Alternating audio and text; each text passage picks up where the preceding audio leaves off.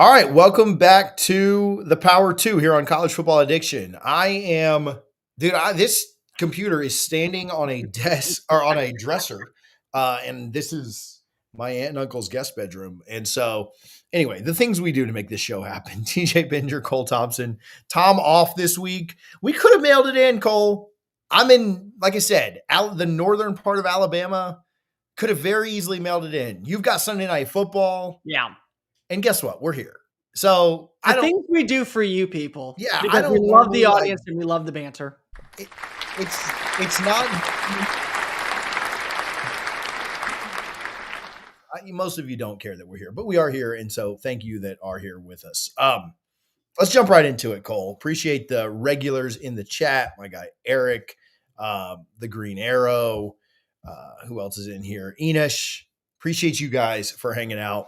College Football Playoff Committee, the last and final rankings come out. And the big news is that the committee, okay, I've got so many thoughts on this. There's a lot of things that we can go with this. The committee finally did what they were supposed to, in my opinion. And they put Miami in over Notre Dame. And I think ultimately that's the right decision. I think that is, like, there's no way you could not do that.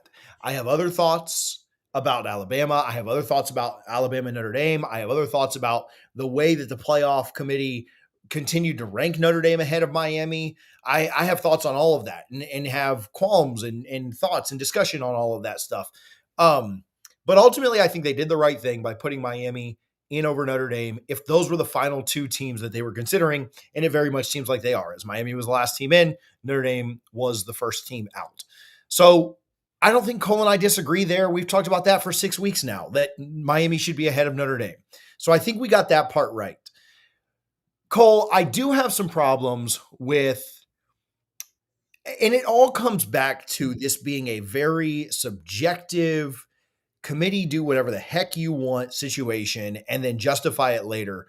And I think my big problem is, why was Notre Dame ranked ahead of Miami for so many weeks? Oh, brother. That is, and I said this with FSU too. If you were going to drop them because Jordan Travis was hurt and you knew that's ultimately what you were going to do, don't leave them ranked at 3 or 4 for 4 weeks, or 3 weeks. Sorry. Just go ahead and drop them behind. And then we wouldn't be in this situation, because I don't think Notre Dame deserved to be in over Miami because the head-to-head has to matter. But their players should not have played the last 3 weeks, 4 weeks, whatever, believing that they would be in over Miami. That does suck for them. That sucks for their fans. That sucks for their players. I think the committee it's one of the worst committees we've ever had. They could not explain the most simple. They couldn't explain the most simple things. So I hate the committee. So my big takeaway is Notre Dame should have never been ranked ahead of Miami, just like Florida State should have never been ranked ahead of Georgia and Ohio State and these other teams that you dropped them a few years ago. And then, so I'll just start there and we'll continue to go on, because I do have other problems and stuff that we'll get to, but there's my big issue. They did the right thing, but man, the way they got there sucked. It truly was a moment of, you finally were able to correct the error of your ways, but the process on how you got here and what you needed to see to guarantee that this happened was beyond baffling and quite literally the dumbest thing that you could possibly do. Like, yes, Miami always belonged in over Notre Dame when it came down to this data point of head-to-head. Does it have to matter? Absolutely. But let's just call it as is. Guys, they have been making mistake after mistake after mistake after mistake from the get-go. I thought they criminally dropped Alabama far too low and they lost to Oklahoma by 2 points. I thought they emphatically found a way to say that, listen, Miami's going to find a way to drop another game, so we're going to put them at 18 to begin with and put them all the way back on up. Because they said is that we don't believe that Miami is good enough to be in the college football playoff, but Notre Dame is. I thought it was absolutely egregious that they respected every single head-to-head, including last week, Vanderbilt and Texas, moving Texas ahead of Vanderbilt for the first time because of the head-to-head matter, and screwed out Miami. They had an opportunity to fix it on Tuesday. They made it clear that Alabama was not going to be left out of the playoff if they were to at least be in that number 9 spot. They could have done it again and said, listen, Miami now at some point, we can make it clear head-to-head has got to matter. Therefore, we're moving Miami into the 10 spot. because of it just has to be this way. But Mhm. you chose to leave it up to chance. And what you really chose to do is believe that BYU was going to be able to win the Big 12 title and then make it a moot point and say, oh, look at that. We don't have to put either team in. Both are going to be left on out because of now we have a reason to not leave out BYU and we have a reason to not leave out Texas Tech. So therefore, they're in, you're out, problem solved. That never should have been the process. Guys, you cannot leave opportunities like this up to chance. You can't. And then when eventually we saw BYU lose, and then eventually we saw Alabama lose, and I'll get to the Alabama thing in a little bit, you finally had a reason to say these two are head-to-head. They have the same strength of schedule. They have the strength of record. They have the same common opponents. They have the same margin of victory in a lot of games. So what's the last data point? Oh, week one, we saw one team lose and one team win. And that should be the first data point, That not to should be the interrupt you. first data point. But like, what are we doing? When everything else is matched on up, that should be the first data point. And you said, nope, that's the last one we're going to consider. And then to act like afterwards, well, after BYU lost, we had to go ahead and look at that game. You had to? When you first come up with the committee process and say, hey, we got some games that we got to pay attention to because it may come back to haunt us. Why are you not looking at that to begin the start of the playoff conversation? That's just it. So incredibly pathetic excuses from Hunter Yurachek and the committee. They had no idea what they were doing. They were making up rules along the way. They contradicted themselves throughout every single process. And lo and behold, they get the right teams in when it comes to the head-to-head matchups. But it was so clunky and such a dire, disrespectful performance of how we got here that honestly, the only thing that we're talking about is how pathetic. The only thing we all agree on is that the College Football Playoff Committee has got to be disbarred. You got to change up the way that you go about it because the only thing that works is you guys were so incompetent up until the final whistle where eventually you were able to get it right. Quite literally, you pulled a Pat Kraft of landing the right hire by waiting until the very last minute. Which we'll get to that in a moment too. Listen, I've got issues with, and again, do I think they ultimately maybe got the right teams? Probably. I have issues with the roller coaster that you just mentioned that Alabama has been on for the last month. Again, I agree. I think all of these things are true statements. One, they were dropped too low when they lost to Oklahoma. Yes. True statement. I don't think the Iron Bowl win was enough to justify moving them back up a spot over Notre Dame. Now, you could still say that they were better than Notre Dame before that, and we got the ranking wrong. If you got but that's still fine. You still screwed it up then. You just admitted that you got it wrong. So, one, I don't think they should have been dropped as low. Two, I don't think they did anything to prove to me that they were better than Notre Dame in that last week of the season. And three, I understand that their resume is the resume of a top 10 team, but for the last month, Alabama hasn't looked like a top 10 team. Sure. And I think the way that you're playing at the end of the game, at the end of the year does matter. And so if I'm Notre Dame, I think there's this big conversation about Miami and Notre Dame. I almost think that Miami should have been in because they had the resume and they had the way they were playing. And the conversation should have been Alabama and Notre Dame. And if it had been Alabama and Notre Dame, you would have been picking those two teams based on either straight resume or the way they looked. Alabama with the better resume, Notre Dame with the way they looked.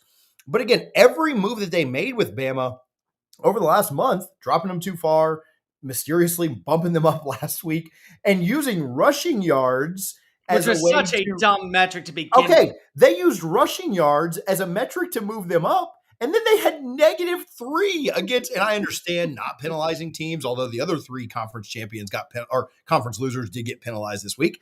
I understand if you're using that as your metric, but then to go up and have -3 against Georgia and that not be a data point, we've lost the plot so far. Sure. If you look at the simulated BCS, it's very similar to what we have now. So ultimately, I do think they mostly got the right teams in because you do have the 2 automatic qualifiers, which again is a massive joke, and the ACC is a massive joke, and that has led us to where we're at right now. Congratulations to JMU and Tulane. I'm sure they're happy about being there. I'm not trying to crap on those programs, but the whole thing is just a complete cluster. And again, you mentioned, I mentioned it. The committee is the worst that we've ever seen. It is just not even close with how bad this committee was, how terrible they were, how they just get locked in on something.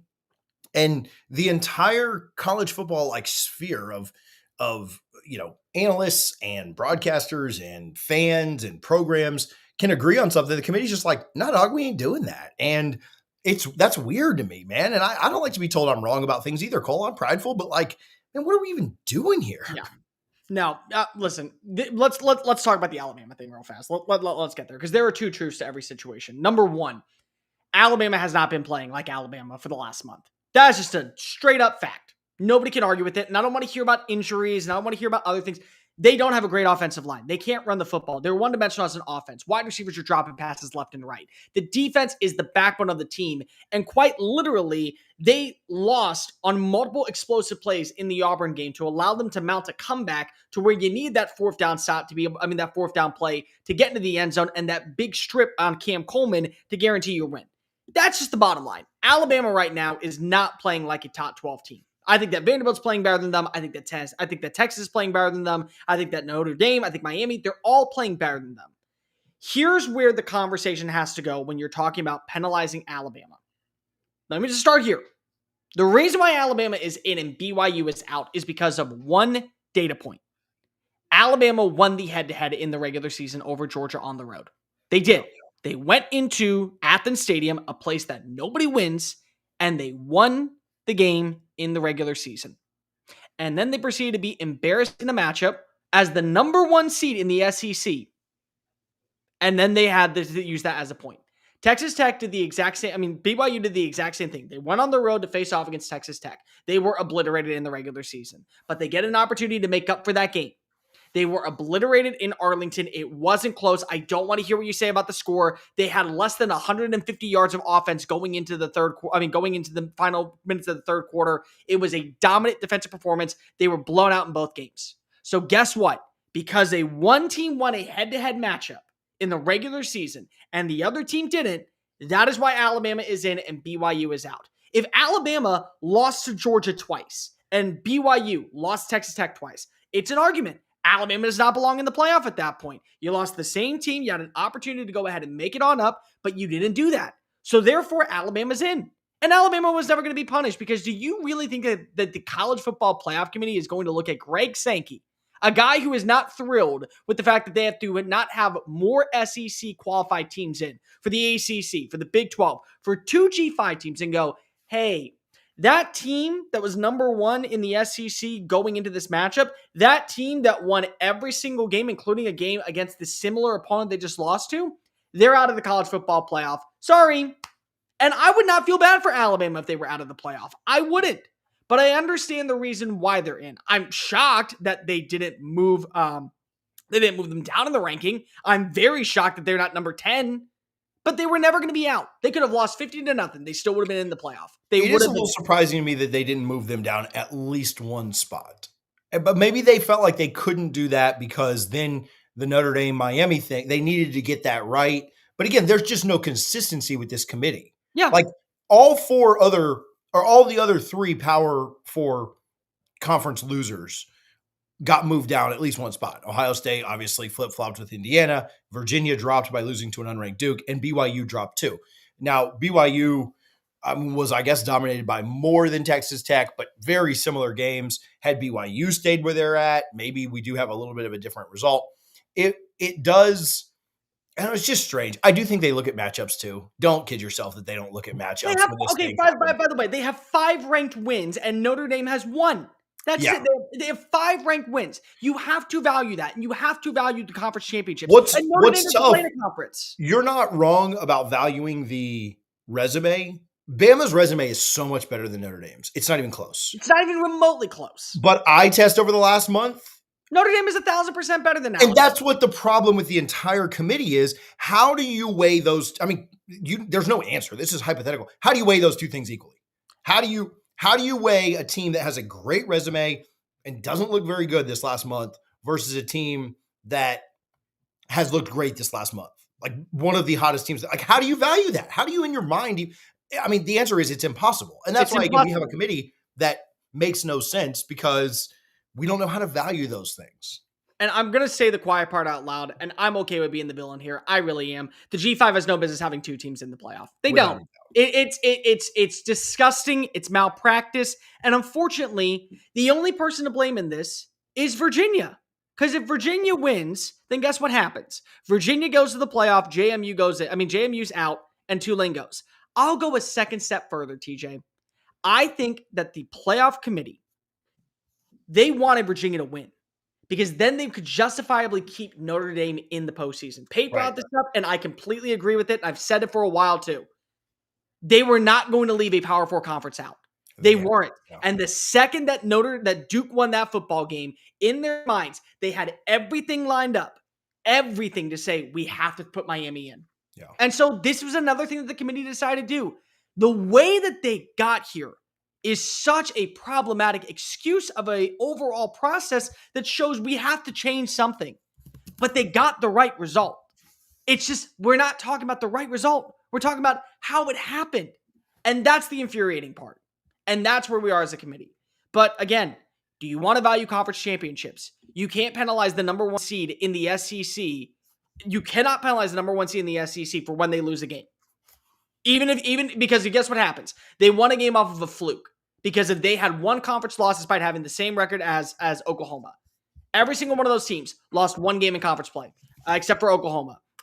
Texas A&M lost one conference game. Georgia lost one conference game. Ole Miss lost one conference game. So guess what? Alabama lost one conference game, but they beat Georgia. Therefore, they have to play the head-to-head again. Why would they play it if they knew that they were going to be out? Yeah. Why? So let's go to Notre Dame for a minute, just because I feel like this does fit in here. And then I want to talk about the bracket for just a moment, and then we'll move on to some of these games.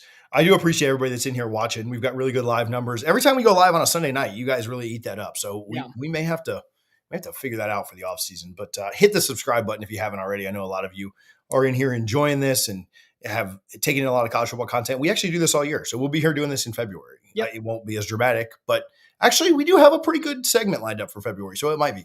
But Notre Dame opting out of a bowl game. I've got mixed feelings here. I've got mixed thoughts. Loser mentality. So I do hate it. What I will say is if they were about to pull what Florida State pulled in 2023, where a bunch of the starters opt out and don't play, then I'm glad they did this instead of subjecting us to watch that again, because nobody needed to watch that Orange Bowl in 2023. The final score after the first quarter, that was like 7-3. And I was like, man, shout out these young guys that are really fighting against Georgia. And then obviously Georgia put up 56 points after that. But I don't love this overall because you need to go play in a bowl game.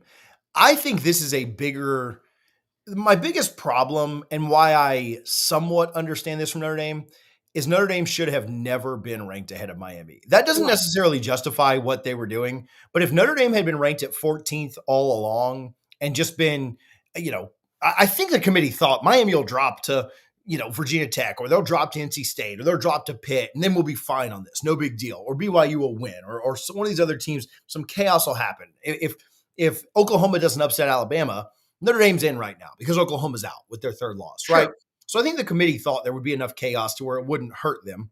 And so I do not love the decision from Notre Dame, but I do understand that, man, I hate the way that I would rather blame the committee than Notre Dame. I think the way the committee puts out rankings from week to week that are completely meaningless and there's no logic behind them, and they make things up every single week, and they go on tangents and they can't defend any of their positions. And then all of a sudden Notre Dame, who was sitting at 9 or 10 going into this thing, doesn't play a game and gets jumped by another team that doesn't play a game when they should have been behind them anyway.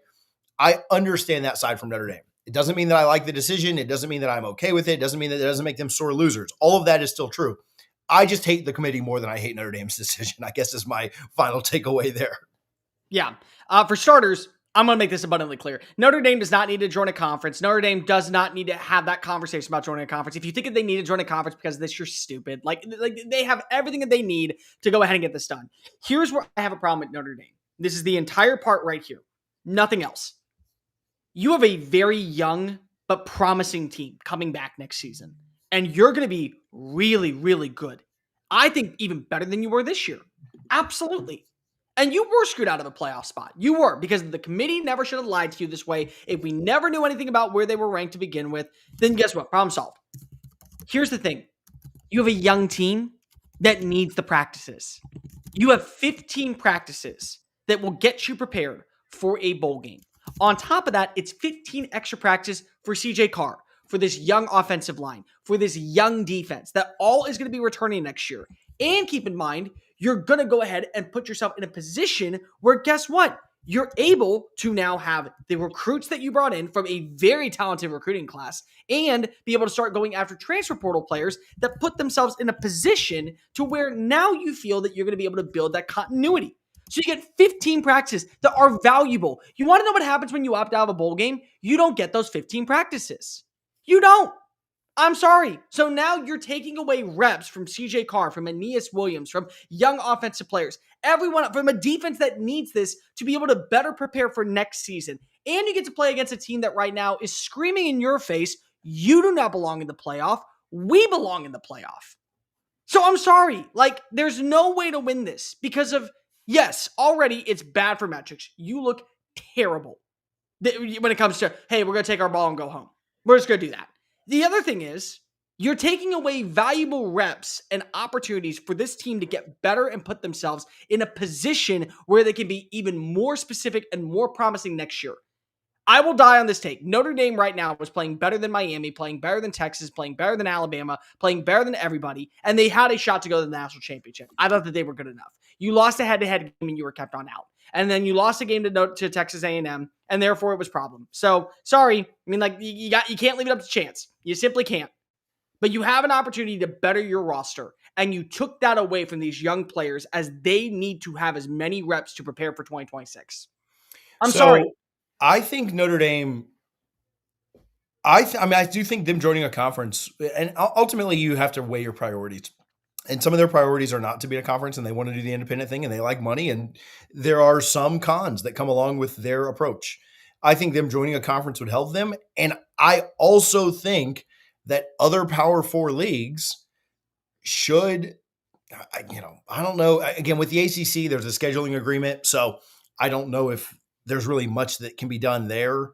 But man, I think other Power Four leagues should take a hard look at considering how they're going to do this. I just saw that Dellinger just tweeted that. Let me pull up my Twitter. By the way, TJ, I don't think you're stupid. I don't think that you're stupid. I just think that everybody else though. I just think the conversation. No, it's fine. I do think I'm stupid. If Notre Dame finishes inside the top 12 starting next year, they're automatically in. They would automatically get in. By the way, it changes too, because every year it moves back even more. If it goes right. to 16, every time they add teams, it goes to 13, 14, 15, 16. I think that other Power Four programs should not play Notre Dame. Now they will still, because there's a big paycheck when you play Notre Dame in a neutral site game. It's good for your TV ratings. If you play when Alabama play, yes, it's very good. I get it. But if you really want to make them join a conference, you'll stop playing them. We can all cry about it. But until your favorite program, whoever you're watching as a fan of, until they start playing them, they ain't going to stop. They're going to keep doing this. I mean, they're going to get in next year. They're going to go 10-2 at worst, and they're going to get in next year, right? And now with the addendum, they'll be in the top 12. And so, especially with that, right? And so, Miami was a little bit lucky with how this shook out. And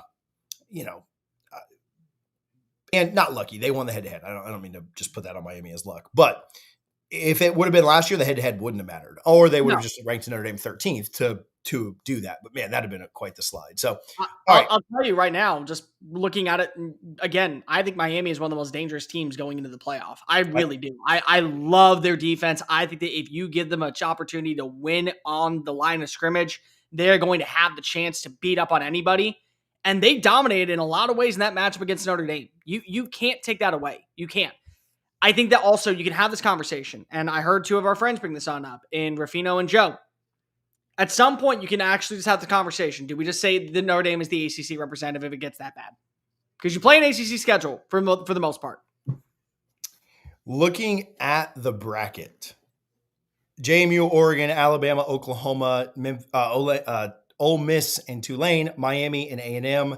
Obviously, we think Oregon and Ole Miss will win those first two games. I think Miami can certainly go into Kyle Field and win that game.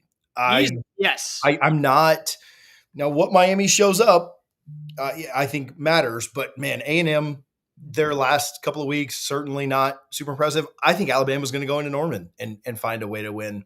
I I'm not as confident there. I certainly think Oklahoma could win. There's spooky things go down there on in the the Palace on the Plains. I think that's Alfred really Barrett. interesting. I think Texas Tech, Oregon is a ton of fun. And then again, on the other side, Ole Miss getting a chance to play Georgia in a neutral site. Now, you don't have Lane there, so that is a big deal. But I do think we'll get some pretty fun games. We'll get some blowouts for sure with, the two group of 5 teams that you complained about a second ago. Indiana's path is not easy, but man, if they can win that first round game, I think they've got a great chance to get to the national championship or the second round, right after the bye. Yeah, If they can beat their either first round. Oklahoma or Alabama, they've got a great path. Ohio State, Miami could be phenomenal. And then, listen, I'm glad that Ohio State and Georgia finished up as 2 and 3 because to me, that would be a game in the semifinal if that's what we end up getting. Ohio State and Georgia, and then the winner gets, Indiana or Bama or Oregon or Texas Tech, whatever. I don't want to just completely discount Texas Tech. I think they'll make the semifinal. But I think, man, as much as I hate the committee and hate how they got to everything, the bracket sets up pretty fun outside of the 2 first round blowouts that we know. Let me just ask you. Let's just do it. Call a spade a spade. Let's just do it. If you put Notre Dame in Oxford and you put Texas in Autzen, how much more fun would that be? Oh my gosh, it'd be amazing. It would be amazing. Notre Dame going to Oxford, you said 11, right? Yeah, Notre Dame goes to Notre Dame in, and then Texas. Or better yet, how about this? How about if we really want to care about the 10-2 team being on it, send Vanderbilt up to Autzen Stadium. Yeah, or shoot, if they didn't go Vandy, what about BYU? Yeah, going again, up to we go BYU up there. Again, BYU and Oregon. Shoot, that'd be great. I wouldn't hate BYU going to if you switch those around. What about Notre Dame going to Autzen and BYU going to Ole Miss? You have BYU going down to Mormon. Imagine you imagine BYU going to the Grove. What about contrasting styles there? Holy crap! From Lavelle Edwards all the way down to Vaught Hemingway. And here's the thing, man. I'm not crapping on the G5 because I don't think that they don't belong in the college football playoff. They need their own playoff. Yeah. They need their own playoff. And it's not because of I hate the G5. It's because I'm begging you. I am begging the biggest of G5 defenders in college football. Answer me this question. I believe that a G5 team can run the table in their first game. We will eventually see a G5 team pull off an upset. Eventually it will happen. Can they do it 3 more times? No. And then what's the point? No, and everyone knows that, right? What's the best group of 5 team you've ever seen? It's probably the best group of 5 team I've ever seen is probably one of the Boise State teams underneath Kellen Moore. That's probably the best one. So I would say Oklahoma, right? That's it. And even then, that was Jared Zabransky. Yeah. So we're going way back there. And Adrian Peterson still was on that Oklahoma team. Yeah. It was the one miracle. But if you said in the college football playoff, think about this for a second. Cincinnati, when they went to the college football playoff, dismantled by Alabama. And they had multiple future NFL talent on there. Wasn't even close. That UCF team was good. They beat an Auburn team in a BCS bowl. So could UCF have won 3 more games that playoff? That's the problem. Could they have done it 3 more times with Mackenzie Milton? No, not at all. They would have done it once. It's just not realistic. How about this one? How about we talk about the team last year, the Boise State team? They couldn't get out of the first round. They got the first round bye, and then they they couldn't get out of their first round. They welcomed in Penn State, and it was close for what a quarter. Yeah, is that what we're saying? And they had a Heisman quarter caliber running back, and they nearly beat Oregon in the regular season. They nearly did, but they didn't. And you're telling me that team could win multiple times afterwards? Stop it. Yeah. I don't hate the G5 because I don't want them in. I do think that the G5 needs its own playoff because I want more of that. I want them to actually have an opportunity to win something. And I don't think that a team like Notre Dame that has been playing hot like hell belongs out of the playoff, while a team like JMU that struggled with Troy that needed a win over Southern Miss to guarantee their spot in the Sun Belt title game gets in. It just doesn't make sense. I'm sorry. It doesn't. And even looking at it from a clear standpoint of just simply game on game, Vanderbilt, Notre Dame, Texas have every right to be pissed off, and BYU has a right to be pissed off because of their out, and these two teams are in. And by the way, these two teams are getting new head coaches next year. Let's talk a little bit about the SEC Championship. More so, like just looking forward. I mean, how much trouble is Alabama in? And Georgia feels like they are one of the. I think 4 teams can win this. Can other teams get hot? Could Miami get hot? Yes, absolutely. I think that Oregon could get hot. There are other teams. It feels like a great year for a 4-team playoff. But Georgia, and again, I know Bama's been playing like crap. I know that streak with Kirby had to end at some point. And I think back about Georgia's last month, and I think about that Texas game. I think about where Georgia's at. I really do think that they are. And they're a team to beat in this thing. And that Ohio State matchup that might be looming in, a month from now, it's not anytime soon, could be a heck of a lot of fun. I'm still not ready to give up on Alabama only because of their pathway to the semifinals may end up being very promising if they get healthy at the right time. So they got to bring back a lot of the offensive line. They had 3 stars out yesterday. Ty Simpson had no time to throw. I'm not using that as an excuse. Alabama played awful. They never were good. They never felt like they had momentum. They had multiple miscues. They had the block punt. And Kirby Smart's 17-0 when he gets a block punt on special teams. So you already knew the writing was on the wall. It was a bad game. Bad game. But if they get back Jam Miller and they get back Josh Cuevas and they get back a couple of the wide receivers and they get back multiple offensive linemen and they get back LT Overton, you add all that together, they're facing off against an Oklahoma team that is just as bad offensively. Yeah. They could win that one. They could easily find their way to get into Norman, put themselves over a dominant performance in that matchup. And then depending on what happens with Indiana, because remind yourself, all 4 teams that had a bye last year,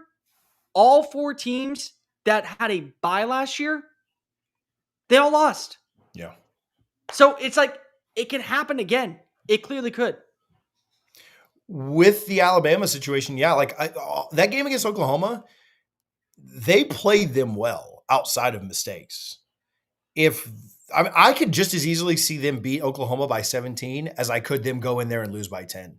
They outgained Oklahoma by 200 yards. They had an incredible offensive. They had an incredible opportunity defensively. They played up to a standard. They had 3 turnovers. And all 3 turnovers, guess what happened? Said 17 points the other way. Yeah, guess what happened? They scored on all 3 of them, 17 points. And they missed a field goal. And if they don't miss the field goal, they win that game. And Oklahoma's not in the playoff. And I think Oklahoma could easily win this game if they fix their offense. I do. But let me make it clear. Their offense is their offense. They rely so heavily on explosive plays to get the job done. That's just it. They always rely on the explosive plays. Let me give Sleeper some love. Make sure you over on the Sleeper app, use our code CFA for a 100% match up to $100. We will play. It might be all Army Navy this week, Cole. We'll play the more or less game with Sleeper. If not, we'll do NFL games. Because I'm sure me and Tom will be great at that. Use our code CFA for a 100% match up to $100 on the Sleeper app. We appreciate Sleeper for their support. Listen, when Mendoza went down on the first play, I literally looked at my buddy that I was watching it with and said, well, congratulations, Ohio State. Now, fortunately, he came back on play 3. His brother filled in for a handoff on play 2.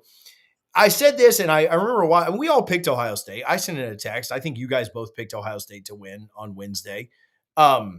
Indiana does not do anything at an elite level, but they do everything at a very above average to great level, or good to great, somewhere in there.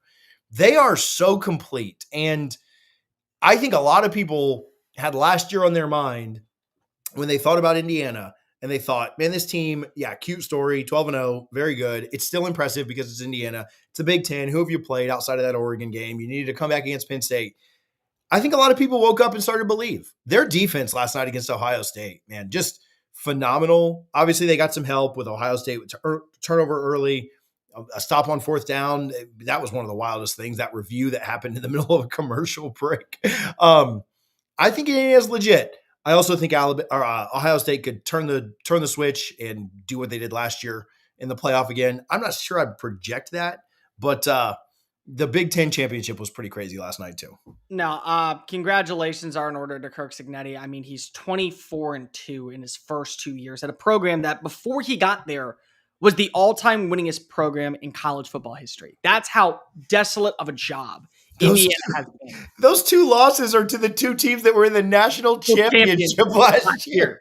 That's it. Those are That's the best two losses only, of all time. They're the two greatest losses you could ever ask for. I think the other thing that you got to look at is the tenacity and the grit of this team and how they've been able to respond. They have been physical in the trenches, and we don't talk about it enough. They know how to run the football, and we don't talk about it enough. They're great after contact. And I thought what was really interesting is that they didn't have Omar Cooper for most of the game, and they made it work with Bradley, who was a transfer from Cal alongside. So the efficiency that you saw with the relationship from Mendoza from their time in Berkeley together was really prominent. I don't worry about Ohio State. I think Ohio State, once again, could find themselves very much in the conversation for being the favorite to win the national title, and it wouldn't shock me. I think if they had the more errors, and ultimately that's what it comes down to in close games like this. Think about it, guys. You had a missed field goal. You had a fourth down stop that nearly was converted, but his knee dropped beforehand, and you had an interception. And the only turnover that you saw for Indiana was one interception on a ball that hung in the air for what felt like forever. And that was really it. Besides that, it really came down to Indiana made fewer mistakes. Indiana was the fewer penalized team. And Indiana capitalized on the opportunities when they needed to score. And they didn't. And Ohio State didn't. That's really what this comes down to. And so overall, I still think that Ohio State, their pathway to the playoff is very promising. They weren't penalized for losing by 3 points to, again, a very good and very physical Indiana team that has made its mark on college football. That not only is this new for them, but they're here to stay. Like Kirk Cignetti, for the first time since 1967, led a program that has been known as Loserville, USA, to the college football playoff and the number one ranking. And the dude can't even smile afterwards because he's thinking about all the mental mistakes that they made. And he's looking at the numbers and saying, we play like crap here, we play like crap. Like, that's sticking around forever. They are. And they will put their money where their mouth is because they just did so when it came to Kirk Cignetti's contract. But I want to take it a little step further. Last night, I got to enjoy and bask in the opportunity to watch my dad, who is a huge Indiana alum and has always loved the Hoosiers and has talked about the Hoosiers since I was a kid, of being just a dumpster fire of a program and how they've been mediocre. And now football is just, they used to sneak in kegs to the stadium just to be able to go watch games. Like that's how bad it was. And to see him finally realize, after allowing me to go to Alabama and allowing me to chase my dreams and allowing me to cover college football for a living, to sit there and see the smile on his face, knowing that his team finally won, I think is a moment that I'm going to cherish forever. Because he's 70. It's great to know that, he's still in my life and I still have a great relationship with him. But it was a very special moment to realize that my dad, who's never seen winning football, finally got to see winning football. And so I couldn't be more happy to have that moment in forever in my life. Great moment there. It is cool to hear those things, man. Like you think back to, situations that we love sports because they unite people, right? They divide people a lot too. You can just look at the comments, but that is awesome. Somebody says, how do you sneak a keg into a stadium? Bring your dad on next week. Listen, if you want, I'll bring Tommy on for an episode, and we'll talk all about Indiana football and how crappy it was during his life, because he'll talk about it. I promise you. But pretty cool to watch them, and I do. I think they're for real. We very well may get a Big Ten championship rematch. There's obviously some work for Indiana to do on that side. There's work for Ohio State to do with Georgia on their side as well. Just quickly on the Big 12, we'll go Big 12 ACC and we'll get out of here. But Big 12. It's hard because Texas Tech just looks similar, and with all the turnovers, I'm not minimizing what Tech did at all. They were very efficient. They did what they needed to do. They were, again, BYU's got a good defense, so Tech didn't look great in the first half offensively, missing field goals, turnovers, things like that. But how legitimate is Texas Tech? Like, I think they're good. Are they good enough to win 3 games in this thing against elite competition? Because I love BYU, and I'm not trying to crap on them, but I don't know that I consider BYU elite competition. So I don't know. Okay, I'm gonna put you on the spot right now. If you had an opportunity to give an at-large bid to BYU, Alabama, Let me phrase that. You have a shot to have an opportunity to give it one at large, but to BYU or Alabama, who are you giving it to? I think it goes back to our conversation of resume versus eye test. So who are you giving it to? Bama's resume is so much better. Do I think an 11-1 team that loses to a top 4 team should get left out? Not really. So that's tough. Who do I like? Man, Alabama's looked like crap last month. BYU looked like crap yesterday. I'd probably lean Bama's resume. BYU or Notre Dame? I would have had BYU ranked ahead of Notre Dame before yesterday, and I would not drop them for that. So BYU. I think their resumes are similar. So again, BYU, in my opinion, I truly do believe that they were screwed. I do, because of just in my standpoint when it comes to the overall stratosphere of where they were ranked, and that they were the first team in college football playoff history to be 11-1 and not inside the top 10. It was absolutely just, pathetic in that standpoint. But if you really are putting a gun in my head, I would put Notre Dame, I would put Miami, I would put Texas, I would put Vanderbilt, and I would put Alabama I'd pick over BYU. Yeah, I'll agree with you. I would pick all those teams head to head on a neutral field if the game was tonight. If the game was tomorrow, I would pick every single one of them to not only win, I pick every single one of them to cover too. So that's why I think that's why it's so tough of resume versus eye test versus projection. Like, who are the best teams? Like that phrase that we heard a couple of years ago. Like, that's why it's so tough. BYU to me deserve to be there. I don't have confidence that they would have won one game unless they drew a JMU or something like that. Exactly. And that's the standpoint for me, is that BYU just was not in the same stratosphere despite having the record. And that's where you eventually are going to have to fix this problem for the long term. You just are. I'm probably completely different than you with Texas Tech. I think Texas Tech is built to go far. I really do. Now, here's my fear. Texas Tech is going to be off for 25 days. How do you keep that momentum going through practices, through reps, through drills, when you don't get live reps? And this is sometimes where I think that I'm not a fan of expansion at all. I'm not. But at the same time, if you have to go to 16, the reason I would stand behind it is every team gets to play in the first round. 1-16, 2-15, 3-14, all that. And the reason why that happens is because of, I think you will see more upsets once again from teams that are cold versus teams that are hot. Oregon is going to be red hot coming off of not only one of the easiest games in JMU, but they're going to be healthy in that matchup. So it does, in my opinion, look like maybe, just maybe, even though I do think that there is a reason why, you think that Texas Tech is good enough to win a national championship, they may lose in the first round because they're going to be cold in that game. But I like their defense a lot. I think their linebackers are awesome. I think their coverage play downfield is exceptional. They've been that way all year. They have one of the best defensive lines in the country. They know how to defend the run exceptionally well. Outside of that first drive with LJ Martin, they were able to hold BYU intact. They've done it for everybody this year. Yeah. And I think that they will do it for a lot of teams this year in the playoff if they get the opportunity to. I don't think that Baron Morton is an elite quarterback, but I think that they do a good job of scheming up plays that get guys like Douglas open and get Koi Eakin open and countless others, Reggie Virgil open, and how they run the football with physicality, and their offensive line is able to build good trust and push forward. All those things I think are really poignant. So I'm really high on Texas Tech. I personally think when you look at their just overall on-field play, they're a top 3 team in the country. They are. But I also could see a scenario where they're cold going into their matchup against Oregon, and it's going to end up being Oregon looking phenomenal. They are. I'll tell you that game, that Oregon Texas Tech, very, very often can you project out, anticipate Oregon's going to beat JMU. That Oregon Texas Tech game could be phenomenal. Like, you just think about a matchup you never thought that you would see. I see Eric asked me why I would go anti-SEC. It's just the shtick that I play, man. It just, it just, it's he's what I have to do. He's anti-SEC and he's anti-Miami, but somehow, some way, that's tough in round 1 because I'm pretty anti-A&M because of the whole Jimbo thing too. I might just sit in a dark room and cry through that. Are you gonna ask for literally this be the moment AI takes on over inside of Kyle Field and kill everybody? Yeah, just bring on the bots. All right, I really don't. Let's do this just for the sake of time. Do you have any big picture thoughts on the ACC, on the game? I mean, we're talking about a conference that doesn't even have anybody auto qualifying at this point.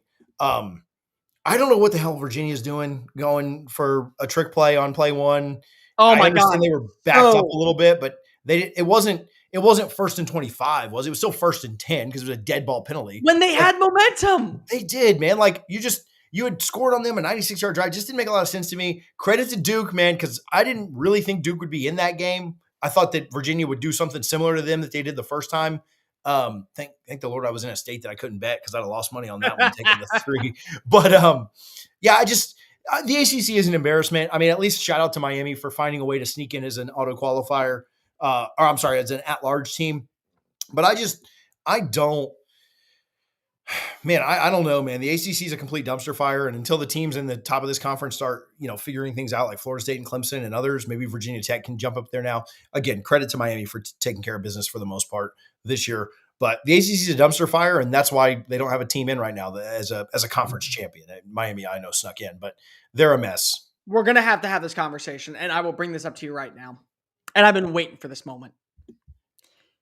You cannot, and this goes for every conference, the SEC, the Sun Belt, the ACC. You cannot have a conference game and then call it a non-conference matchup. You can't do it anymore. The Big 12 did it last year too. Remember that? You can't do it anymore. Because guess what happens? It leads to a scenario where, hey, Virginia, because they have a non-conference loss to NC State in their own conference, is going, and Miami is left out. Because if Miami goes to Charlotte and they win, problem solved. Not only do you have the head-to-head game, you also have now the conference champion. They're in. You don't have to worry about James Madison, and you only have to worry about Tulane getting on in as a G5 representative. Because I'll tell you what, Miami is not losing to Duke. As much as I think that Duke has one of the better quarterbacks in the ACC, I really do love Darian Mensah. I think they'd obliterate them. They would obliterate them. Yeah. That's it. You put them in, you don't have a problem. And guess what happens? If you consider it a non-conference game because of unbalanced scheduling, whatever it is, you don't have this problem. It goes for every conference. It goes for the SEC. It goes for the Sun Belt. It goes for Conference USA. If they're in your conference, it's a conference game. And you don't have to worry about this because that was where the ACC royally messed on up. Is they said, oh, that's a non-conference game. It's not going to penalize them. We won't have to worry about it. Well, guess what? You had to worry about it because now you don't. Then you had to worry about Miami being left on out, Virginia not winning this game, and Duke being pissed off that they're not in despite being a conference champion. Which, again, I completely understand from their standpoint because guess why? They're supposed to have that they're supposed to have that attitude. Yeah. We won a conference, and we're putting a G5 team in over us? Really? Would you? Okay, here's a question. Would you rather Duke be in this thing? Not deserve. Would you rather Duke be in this thing than JMU? Yes. Yeah, I agree. I agree. Yes. 100%. Now, they don't deserve to be in. You and I deserve to be in the college football playoff more than Duke does. We have 5 less combined losses. Yes. But Duke, I would rather Duke be in this thing. I would rather them retool the words to say you get 4 Power 4. Duke, yeah. Anyway, you understand. The 4 Power 4 champs are in, and they're I have to bring this up. Paul says, Cole, dumb argument. Notre Dame does not have a non-conference loss. They're not in a conference. They can't have a conference loss. Despite playing an ACC schedule, they're not in a conference.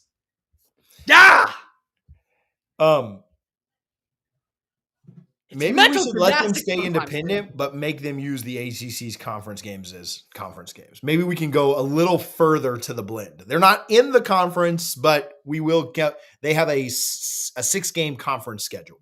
Can I just ask you a simple question? Because I'm really on board with this at this point.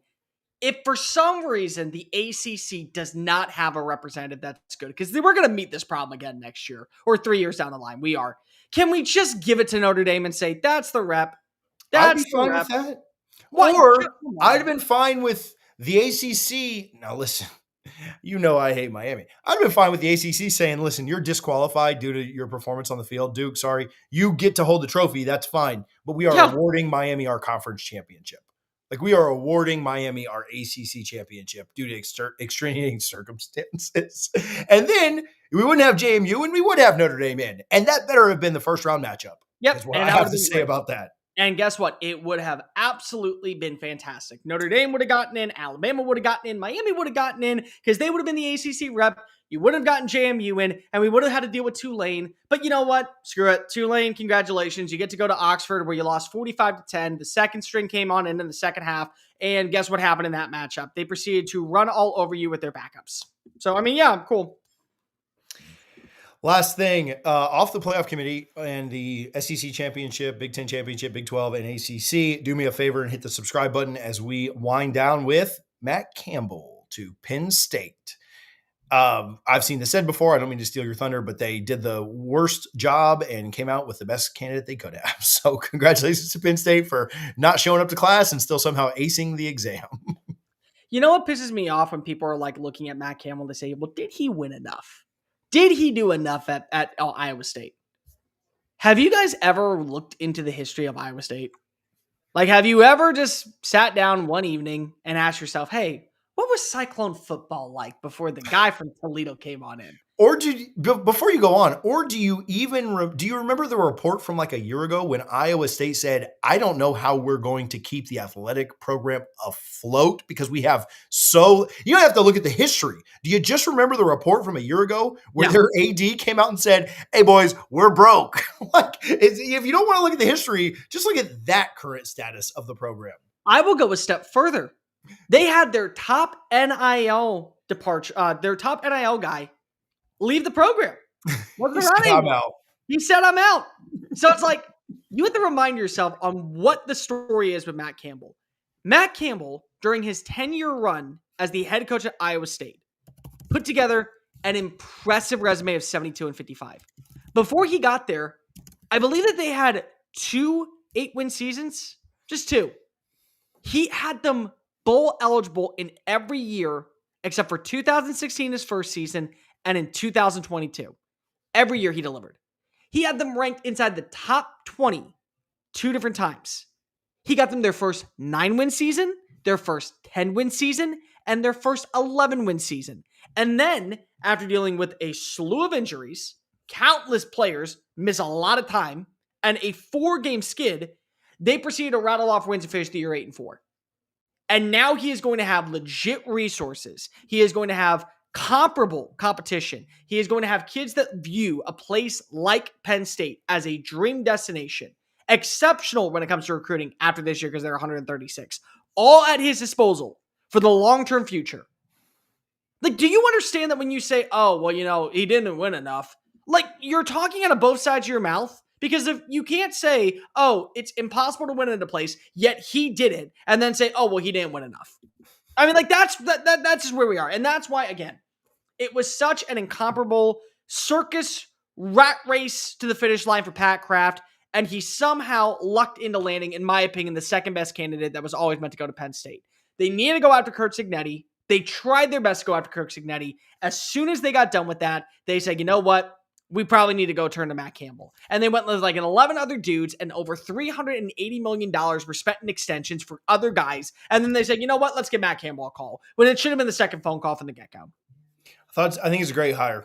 You know, Matt Campbell's name got floated around when we hired Mike Norvell in Tallahassee. And a lot of people, you know how fans are. They look at Iowa State and they say, that's not good. But a lot of people were interested in that. And I think he's a great hire. Again, it's kind of like the committee. Sorry to bring you back to that. You did get the right answer, but your work sucked. Remember when your math teacher used to make you show your work on the test because she wanted to make sure you got to the right answer the right way? Well, the committee can't do that, and Penn State can't do that either, but somehow they aced the test by getting a good answer at the very end. I like the hire a lot. Now, I do wonder what the expectations are there for Penn State. I saw we had a Penn State guy in the chat.